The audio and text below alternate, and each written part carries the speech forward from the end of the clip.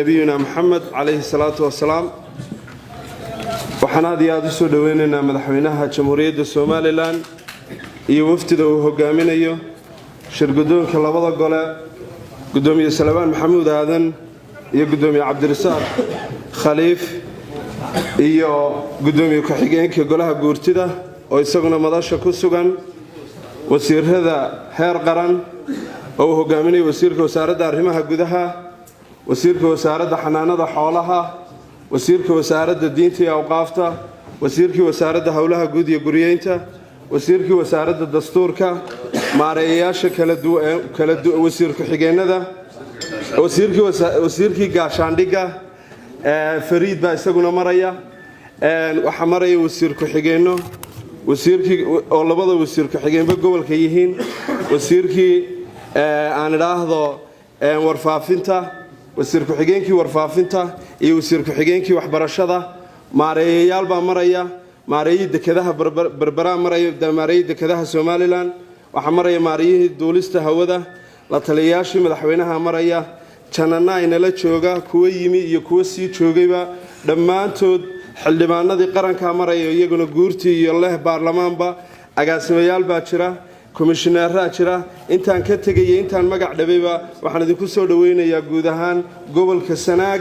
ku soo dhawaada gobolkii awoowayaasheenu leenahay ku soo dhawaada gobolkii cilmiga iyo xadaaradda mudana madaxweyne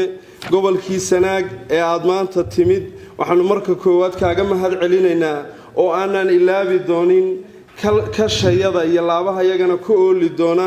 inaad dawladii oo dhan haday tahay golayaal iyo hadii ay tahay wasiiro noo soo rartay oo noogu keentay gobolka aad iyo aad baan kaaga mahad celinaynaa mudana madaxweyne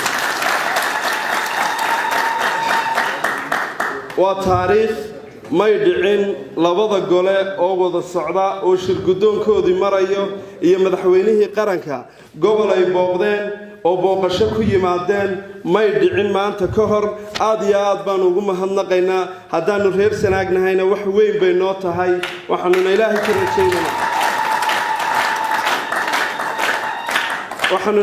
ka rajaynaynaa ilaahay idankii in wanaag iyo barwaaqo iyo bashbash iyo il aad jeclaysataan idinkoo naga arkay inaad naga laabataan mudane madaxweyne waxaan mar labaad kaaga mahad celinaynaa qasrigan ballaaran ee aynu maanta hoos fadhino oo aan gaar ka xusayo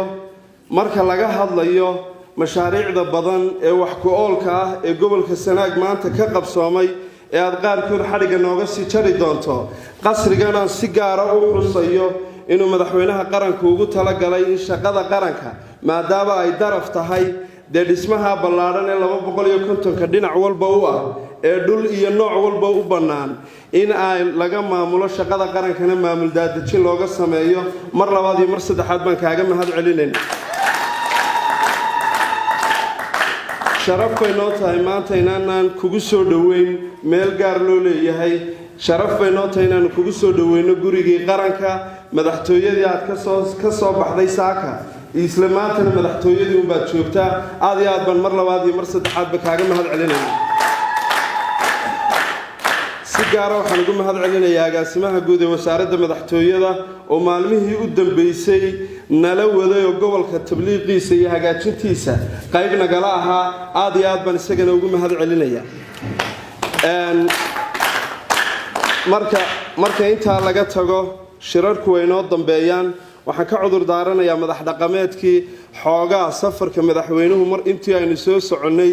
haddii aad cadceedu idin yar dhibtayna waa ka cudur daaranaynaa insha Allah shirarna way noo dambeeyaan dawladdiina Sanaag bay u socotaa mid cadceedi ku dhacday iyo mid aanay ku dhicinba waynu isu dambeynaa wax allaale iyo wixii aynu haynay iyo waxaynu dawladda ka rabnayna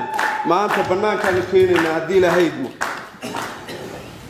mar labaad iyo mar saddexaadba madaxweyne waa kugu soo dhaweynaynaa gobolkaagii dadkaagii ummadaadii kuwii aad madaxda u ahayd tala iyo tusaalaba diyaar kuula ah